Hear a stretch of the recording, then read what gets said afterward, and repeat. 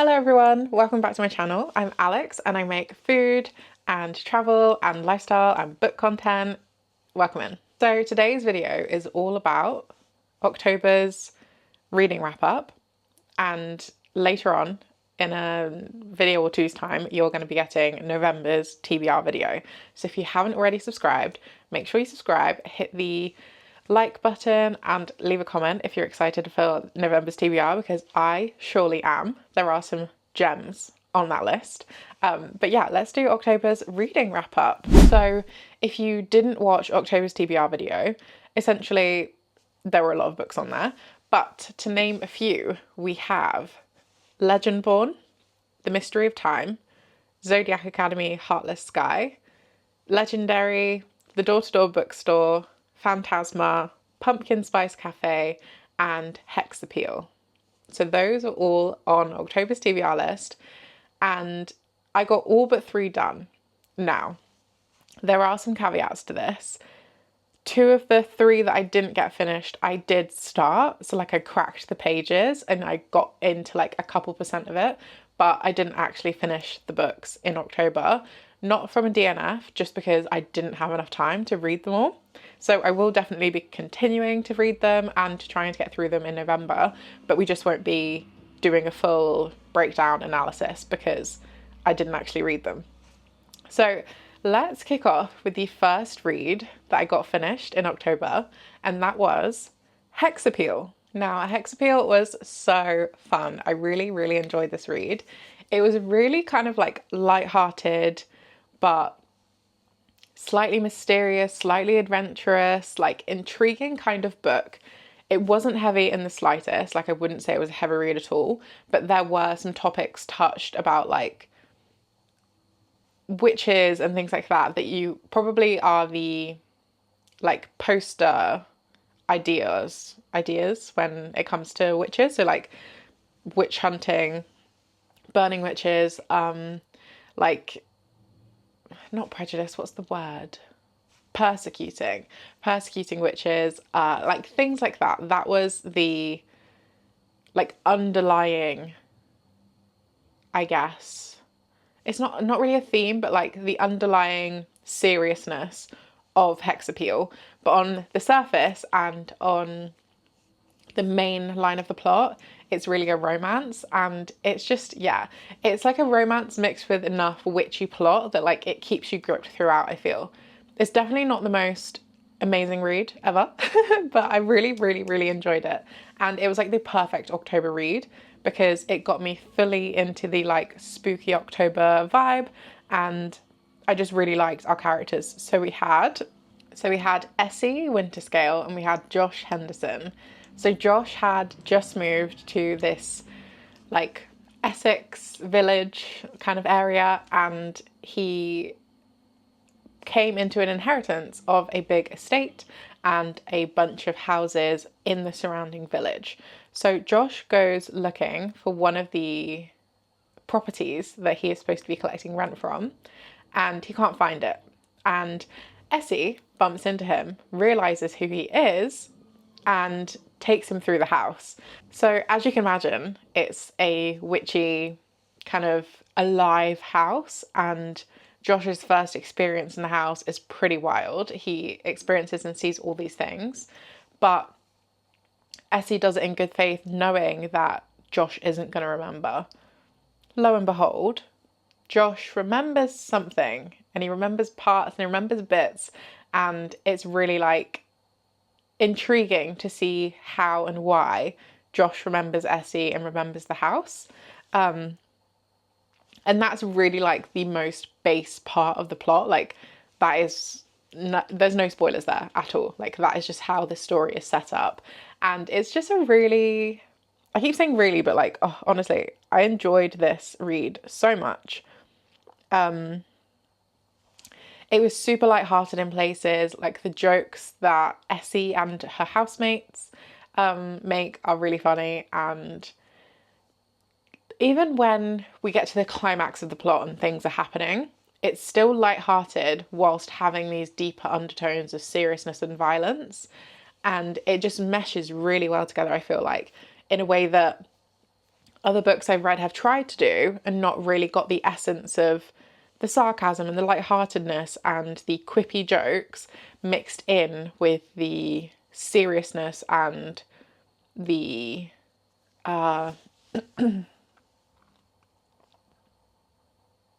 like the tension and the darkness of a plot. I feel like Hexapeel does a really good job at mixing the two of them. So yeah, this was a 4-star, I think. What did I give it? No, I gave it a 3.75 star. I think I gave it that because I'm not sure I would read this again at any other point in the year. I don't know that I would read it again in an October unless I'd fully forgot the plot and wanted to knew that it was a good book, so I wanted to pick it back up and go again. There were definitely some things in the plot that lost me a little bit, but on the whole, it gripped me enough to read it in, I think, a few days. When did I start it?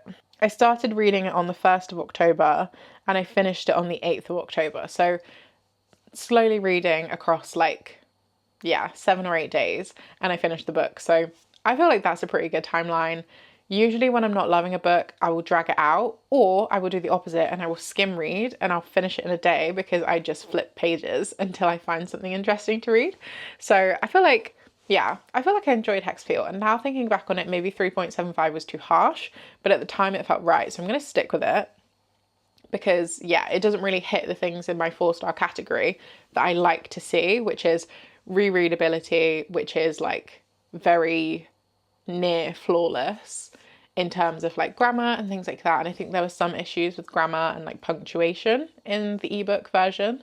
So not 100% solid on the 3.75, but also not sure that I would change it to a 4-star.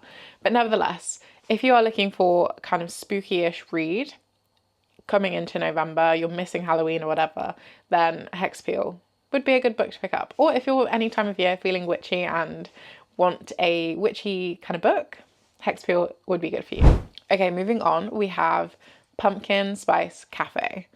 This is by Laura Gilmore, I believe, and it's meant to be a fanfic version without actually being a fanfic version of Gilmore Girls.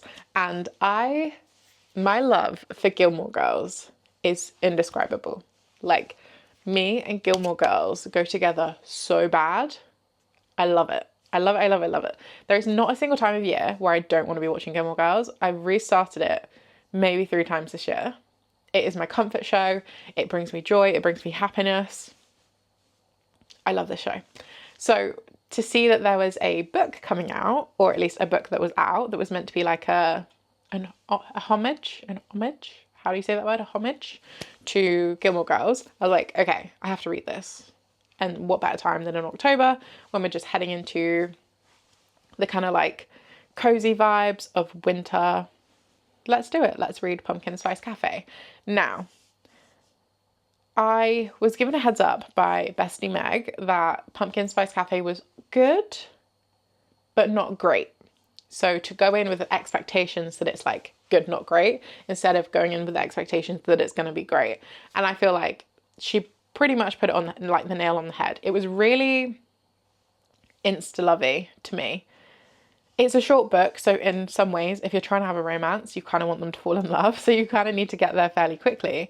But for this specific book, it wasn't really a back and forth in the way that I like to see it. I'm a slow burn girl. I need on chapter 75 that they've just looked each other in the eyes for the first time and maybe their pinky fingers have touched. I'm that deep in a slow burn. I want it to be painful to the point where they get together and I'm oh, thank God it's happened. I just need my slow burns to burn me. I need them to hurt. I need them to be painful. Victoria Aveyard does this really well. If you've ever read it was a Wattpad book that's turned into an actual series, published series. And it's, what is it called? Why has it gone out of my head now? I've read these so long. Storm and Silence. That's it. I had to search the characters' names because I knew it was going to come up. But yeah, Storm and Silence, that whole series of books, that series does it so well for the slow burn romance. And yeah, in comparison, obviously just a regular romance, it was really insta-lovey for me. It was kind of like, I look into your eyes for the first time, boom, I'm in love. And although that's good in like a quick sense, if you want a quick read, you want to just pick something up, put it down in a matter of days and just like kind of get yourself out of a slump with reading, Pumpkin Spice Cafe would probably be for you. If you're looking for a deeply intentional and rock your world kind of book, Pumpkin Spice Cafe is not for you. I don't know that anyone will be going into it thinking that's what it's going to be, but just in case, if you have no idea what Pumpkin Spice Cafe is about, it's pretty much about a cafe and a person that inherits a cafe. I can't speak today. Inherits.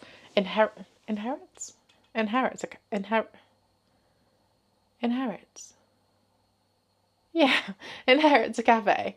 And that's really all the plot there is to it. Like, otherwise it's just pure romance. It's just these two characters having dialogue and hoping it comes out kind of Gilmore Girls-ish. Like, there's elements of like the town vibe and quirky characters. But yeah, that's really all the reference to Gilmore Girls I would really say, other than like Luke and Lorelai's grumpy sunshine kind of vibe. That's really what Pumpkin Spice Cafe was reflecting on, and the fact that Luke has a diner and I forgot her name, to be honest. The girl in the story inherits a cafe. That's really what the comparisons are between this and Gilmore Girls. I feel like if it was truly going to be a Gilmore Girls, not a fanfic, but you know what I mean, like a book based on Gilmore Girls, I would need it to be a lot more slow burn. I would need them to have a lot more tension. I would need there to be more of a like friendship built first and then it transforms into love, because that's Luke and Lorelai's whole thing, right? Like, we're friends, we're best friends, we're people that lean on each other, and it's not until like the blindfold comes off that we see, oh wait, this is actually something. Okay, our final thoughts on the Pumpkin Spice Cafe. I gave it a 2.75 star, and I think that's right. It wasn't a rereadable one for me. The insta-lovey kind of put me off. I enjoyed it for the vibes of like the cozy autumn Gilmore Girls-ish vibes. But other than that, the actual storyline, the dialogue, there were punctuation and grammar issues. Like, it just isn't one I would reread. But I would recommend it to someone who's in the very early stages of their reading journey, and to people who just want to pick up and put down a book within 2 or 3 days. Pumpkin Spice Cafe is probably that kind of book. But those are my thoughts on it. Okay, on to the third book for October. We read Phantasma. I really enjoyed Phantasma. I went into it with little expectations, other than the fact that I saw one of my book girlies read it and she said she enjoyed it. So I was like, okay, cool. I trust her opinion. If she enjoyed it, I will probably enjoy this. So I picked it up. I saw the cover and I was like, oh, okay, this is going to be like probably witchy, spooky, like definitely an autumn Halloween vibe read, and I wasn't wrong. It was definitely giving that kind of vibe. So we are set in, I think, New Orleans from memory. Okay, let me read you the description because I feel like that's going to make more sense. So it says, welcome to Phantasma. There are only 2 rules to the game.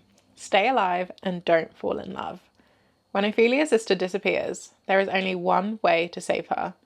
Ophelia must enter Phantasma, a deadly contest inside a haunted mansion, and claim its prize, a single wish. Phantasma is a maze of twisting corridors and lavish ballrooms of demons and temptations. Ophelia will face 9 challenges, each more dangerous than the last. There can only be one winner, and the other contestants will stop at nothing to eliminate their rivals. Every day, the house creates new monsters, but just as Ophelia's fears threaten to overwhelm her, a mysterious stranger offers her a bargain. Charming, arrogant, and infuriatingly attractive, Blackwell claims he can guide her through the lethal trials ahead. All he asks in return is 10 years of her life. Ophelia knows she shouldn't trust him. Blackwell doesn't seem dangerous, but appearances can be deceptive. Worse still, she feels a dark and irresistible attraction, drawing them closer and closer. Her life is on the line. But in Phantasma, the only thing deadlier than losing the game is losing your heart. I thought that was a really good description when I actually picked up the book and read it.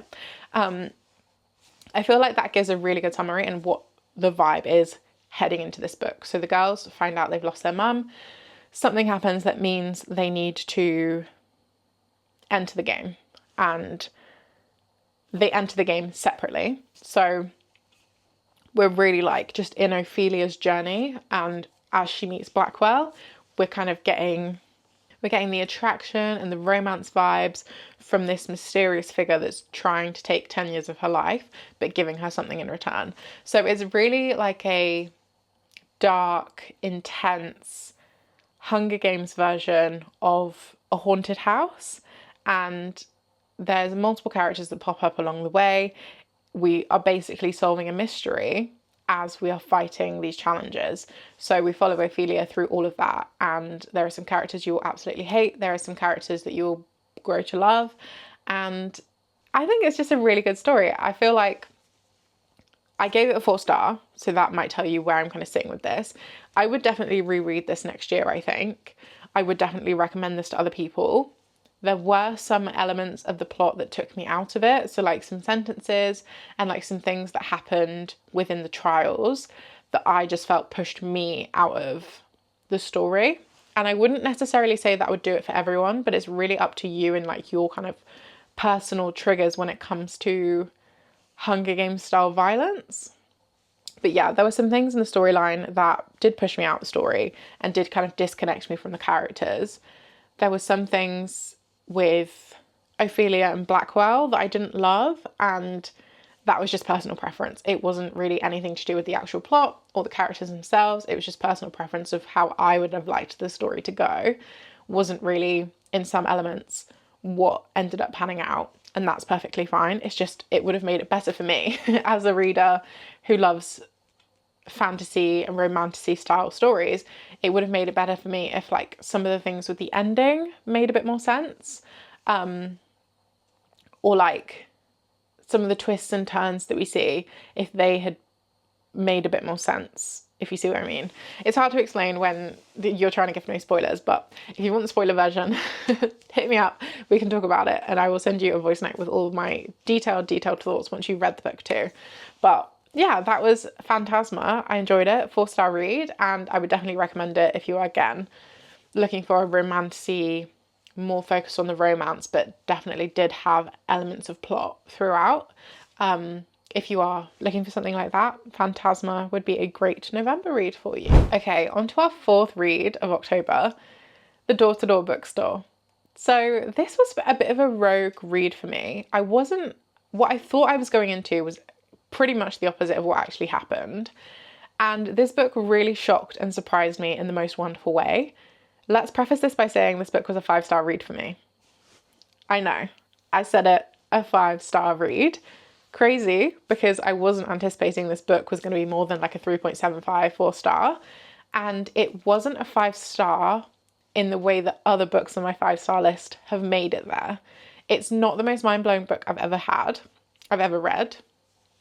It is not the most emotionally damaging, let's just put it out there. I quite enjoy books that are emotionally damaging, that wreck my soul and make me think of them for a lifetime. It wasn't one of those books, but it was a book that deeply stuck with me and really like got me in the gut. So let me read you the description. This is a charming international bestseller about an unlikely friendship between an elderly door-to-door bookseller and a 9-year-old girl that changes his life. Small-town German bookseller Karl Kohlhoff, I don't know if I'm saying anyone's names right, delivers his books to special customers in the evening hours after closing time, walking through the picturesque alleys of the city. These people are almost like friends to him, and he is their most important connection to the world. When Kohlhoff unexpectedly loses his job, it takes the power of books and a 9-year-old girl to make them all find the courage to rebuild their bonds with each other.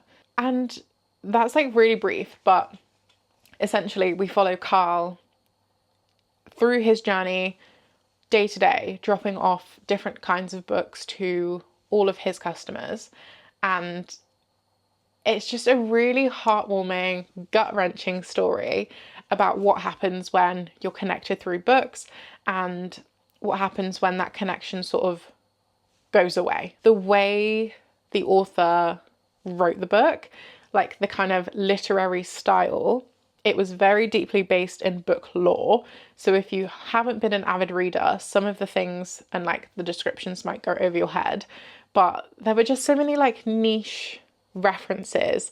And like, if you're a book lover, this book is going to bring that out of you, and it's going to make you like nostalgic for books you haven't read yet, and it's going to make you feel all of those like warm fuzzy feelings that you get when you pick up a book and you're reading a book and you're loving a book. It gives you all of that, but from a narration perspective. I really don't know how to describe reading this book, but it really just hit me in the gut. It really like wrenched me through this book for no reason other than I was just so deeply emotionally connected to all of the characters and all of their stories. So we see parts of everyone's story, of the customers. We see parts of the 9-year-old girl's story, and we see parts of Carl's story. We see how and why he loses his job, his relationship with his old boss, things like that. Like, it's just one of those books where at the end of your life, or towards the end of your life, as Carl is getting towards, like he's quite an old man at this point, as you're getting towards the end of your life, what kind of things are you thinking about? What kind of experiences are you having? What kind of change can happen when you're in your 70s, when you're in your 80s? And yeah, it was just a really like, it makes me sad thinking about this book, but like I really loved it and I really, really enjoyed it. Even though it kind of tore my heart out in stages. And yeah, that was The Door-to-Door Bookstore.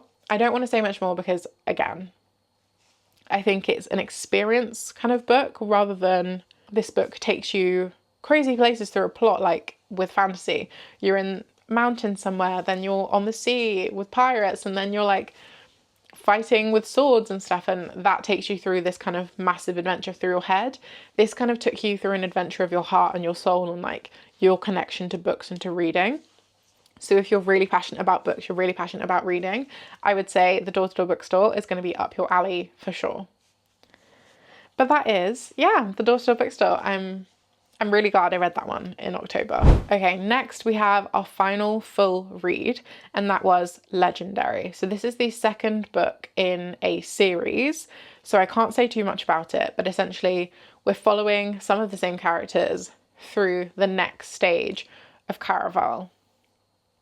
Now, I don't want to say who and I don't want to say what because, again, it's the second book in a series, so this is going to be a really short synopsis, but I really, really enjoyed Legendary. I don't know what I rated it actually. What did I rate it?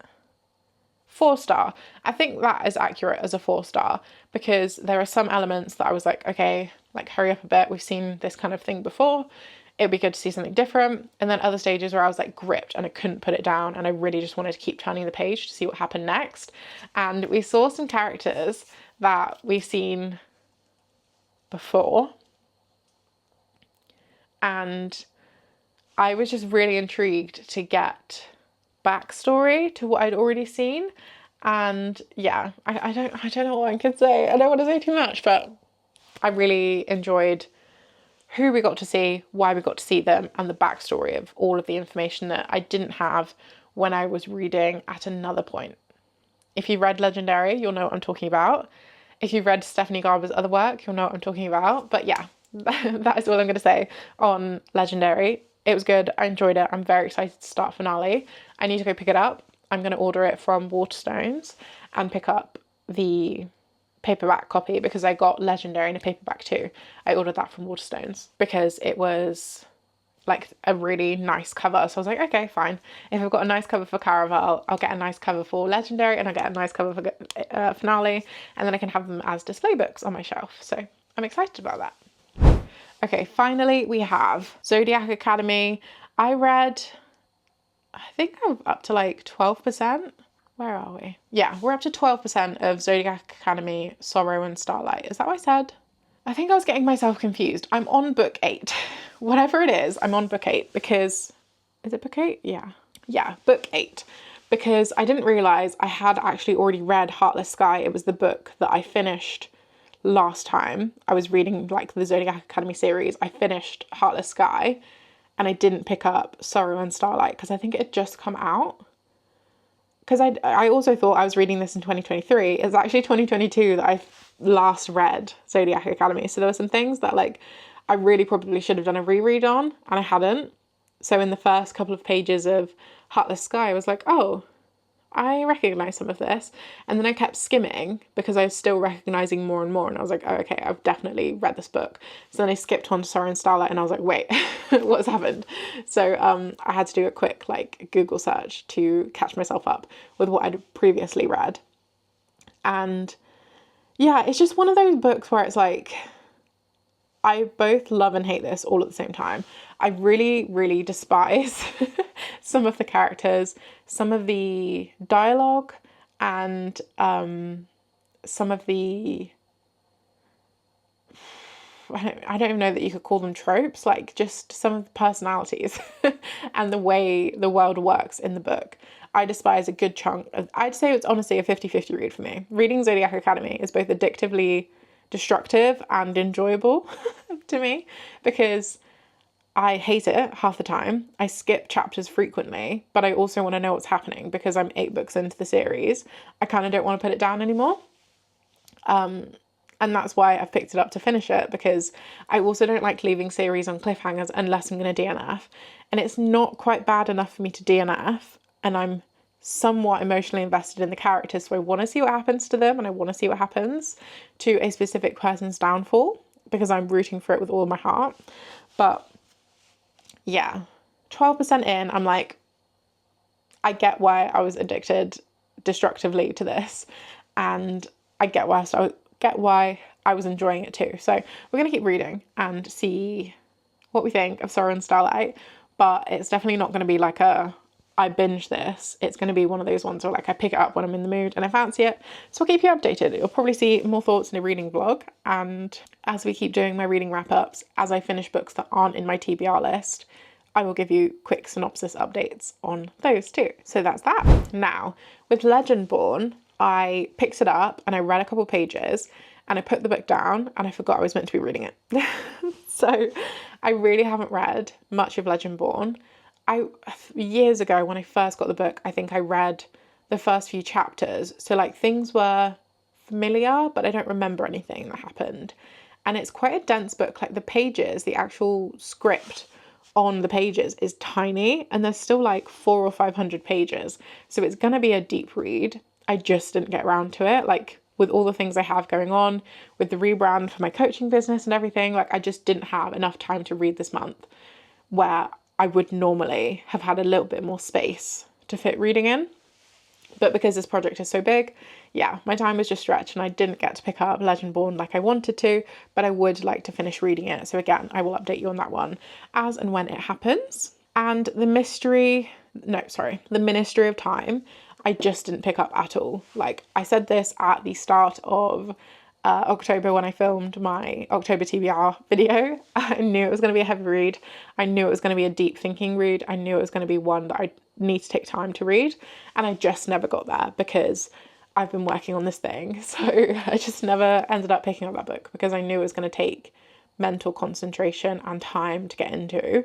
I just didn't get to it. So I'm very sad about that. It will probably feature on future TBR videos because I really, really want to read this and it looks so good and I haven't seen anyone talking about it. So I really wanted to be one of the first people to read and review publicly, at least that I've seen, a book that sounds so good. So yeah, sad about that, but we will see. We'll see if we'll get to it in November. If not, that's okay. I will update you when we do read it and give you my full thoughts then. But yeah, that has been my October reading wrap up. I had to think of the words there. It's been my October reading wrap up. And yeah, I hope you enjoyed this video. I have a very gorgeous November TBR coming up. So make sure you subscribe to my channel so you don't miss that. And I will see you in the next video.